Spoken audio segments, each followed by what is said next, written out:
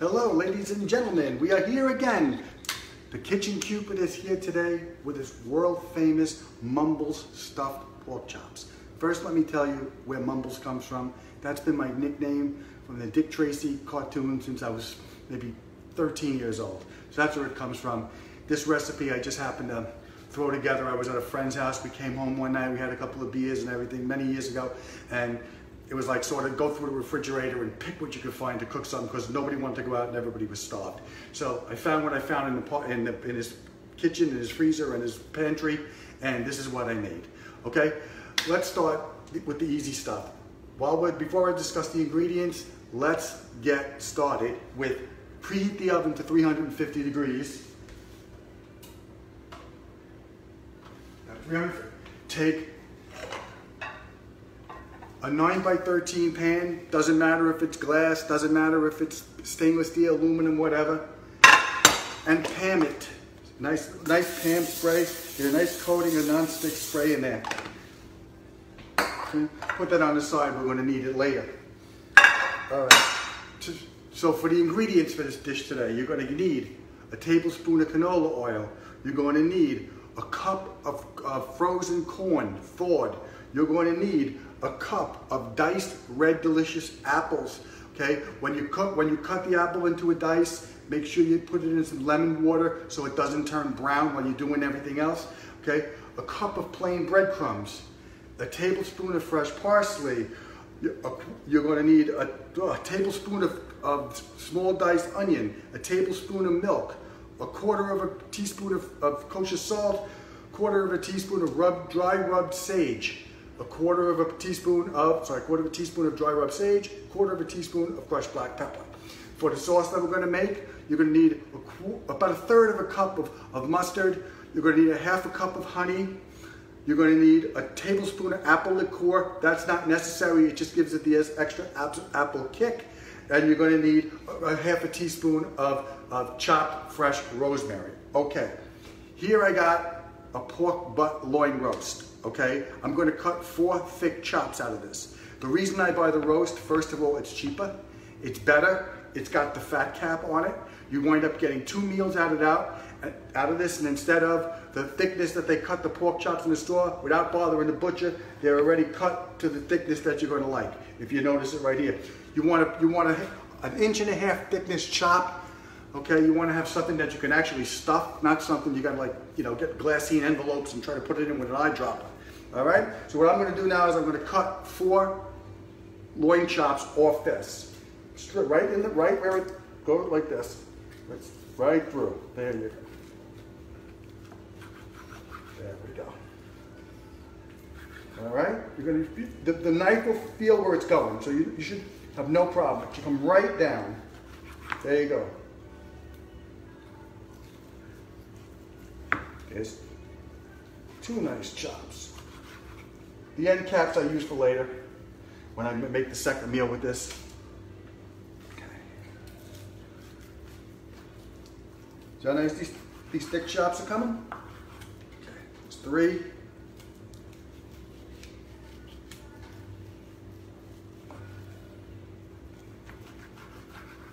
There we go. And we got 4 nice thick chops. Okay? We're going to put them over here on the side. And what we're going to do now is we're going to take a boning knife, or a kind of boning knife or a fillet knife. We used that last week. Okay? I'm going to butterfly the chops, cut them directly in the middle. And you want to cut them deep. You want to cut them almost to the bone. Not quite to the bone, but almost to the bone. You want to get a nice pocket. I'll show you in a second. See that? There's your pocket. That's 1.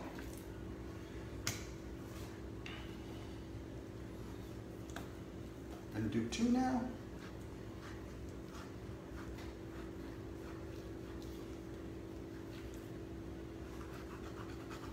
Good. Number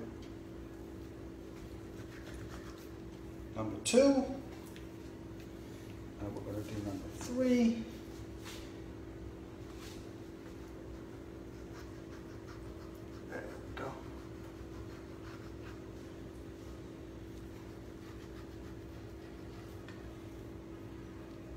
Very nice. Number 3 is done. And last but not least, number 4. Okay. This video is not going to be live. This video is being done before you see it. And the reason being, it's going to be in the oven for an hour. And I want to be able to not have you sit on the video for an hour, even though I'm worth it. Okay? I'm actually thinking who's going to play me in a movie. It could be anybody, but it can't be Guy Fieri. That's all I can tell you. All right, we got 4 chops now. Okay, what we're going to do now, we're going to take a tablespoon of canola oil in a large skillet over medium heat. 1 tablespoon, that's it. Okay. I'm going to let that heat up. Once it heats up to a nice high heat, we're going to sear the chops. We're going to take it off the heat, and then we're going to start preparing our stuffing. Okay? So let's get this nice and hot. Okay? Actually, while this is happening, we can actually start the stuffing. Okay? So that way we don't waste any time. You want to get a large bowl, spoon. Okay? 1 cup of frozen kernel corn. Put that in there. 1 cup of diced apples and lemon juice. First, drain them off, of course.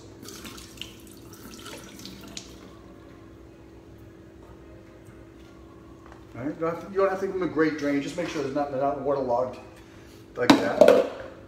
Your tablespoon of onion.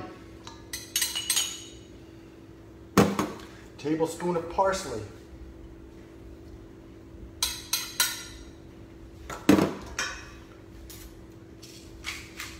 1/4 teaspoon of black pepper.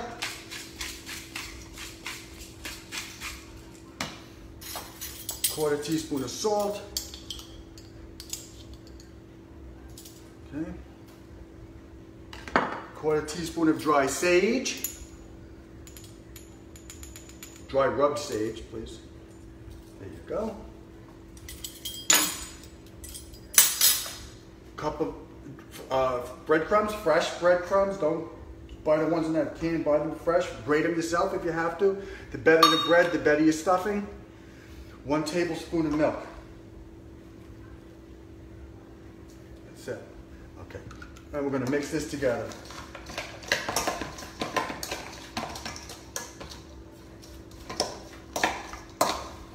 And just keep mixing it. Let it sit a little bit while you do the thing, because the moisture from the corn that's defrosting is going to help you get the nice mixture you need. If you need another tablespoon of milk, you think, which I think I do, make it 2 tablespoons, depends on your breadcrumbs, because sometimes they're coarse cut, sometimes they're fine cut. The finer they're cut, the more milk you're going to need. Okay.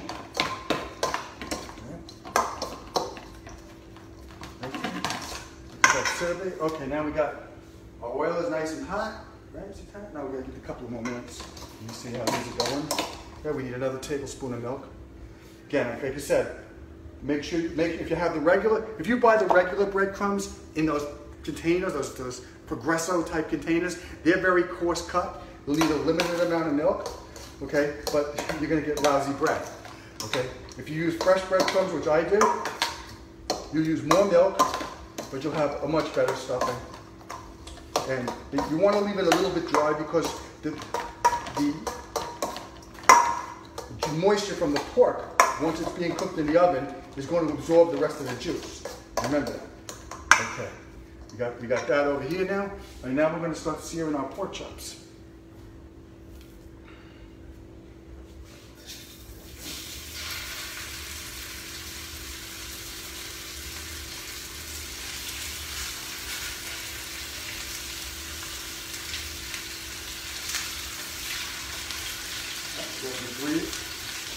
We got to do 3. The pan's not big enough to do nice 4 big chops.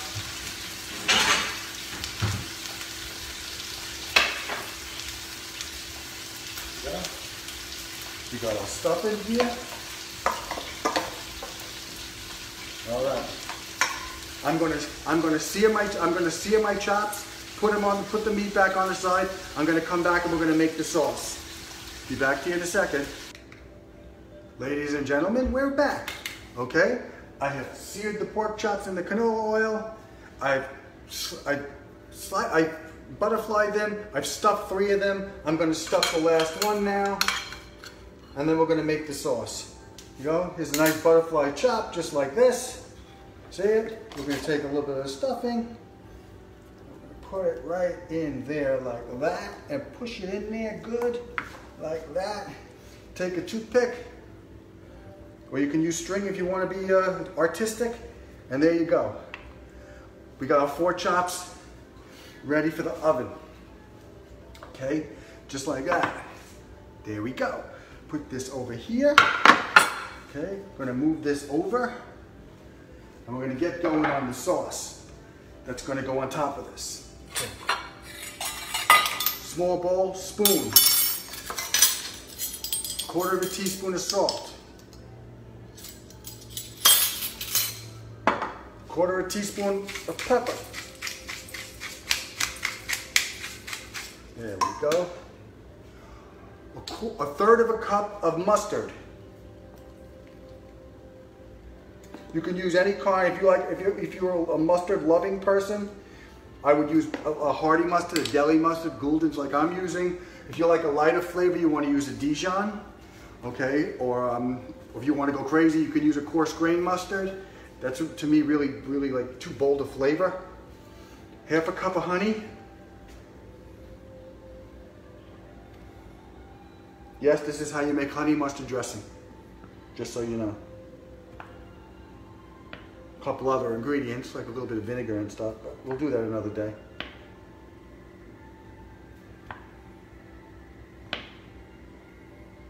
Honey is fun to work with. It's sticky, but it's fun. Okay, and a tablespoon of apple liqueur. Again, this is optional. I just like it because it balances well with the mustard in the apples in the pork.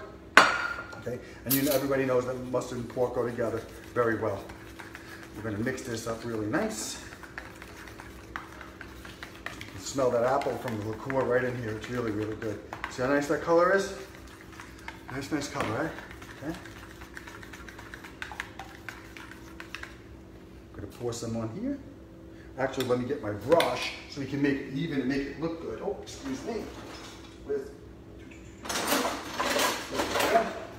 my paintbrush.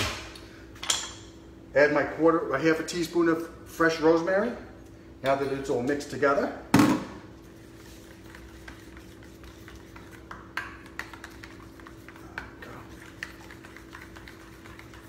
That's really good now. Pour some on here. Brush it in really nice. There we go. Come on. There. Perfect. Look at that. Look at this. There we go. All right. All right. Now, this is all ready to go into a 350-degree oven for 1 hour, and it will be done. You want to use a meat thermometer. You want it to come up to 145 to 150, and then let it rest 10 minutes. It will be 160 perfect when it comes out. I'm putting this in for an hour. Go. 1 hour, and I will see you in 1 hour. Sorry guys, just needed to come back for 1 second and want to let you know that during that hour, every 15-20 minutes, baste it with the balance of the sauce that you have, okay? Brush it on, okay? Kitchen Cupid is back. The hour is up. The dish is done. It's coming out of the oven right now. Okay, I'm going to take it out of the oven. I'm going to plate one of them for you so you see how it looks. And we're going to go from there, okay? Please, this is the first video I didn't do live, so I want any help you can give me, any suggestions, any questions you got, put them in the comment section, anything you want me to do next week, whatever I can do to help, and go from there. I really appreciate it. Thank you so much for watching. Let's take out this and see what we got.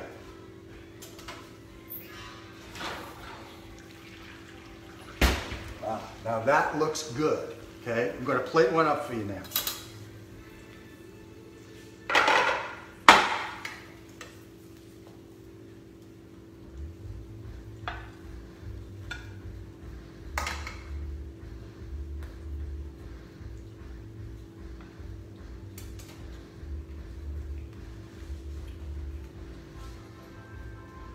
Here we come. It's coming. It's coming. Don't worry. Don't worry. Don't worry. Let me get a spoon. Spoon some sauce around the plate. Give you a real show. Like you'll see what it's supposed to look like. This is an amazing, amazing dish. This is the kind of dish the Kitchen Cupid loves because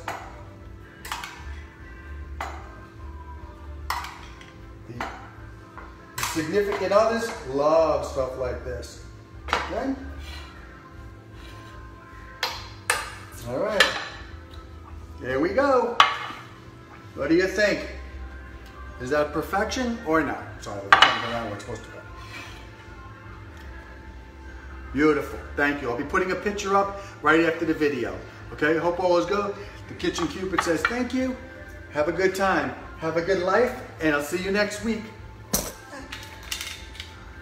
Bye.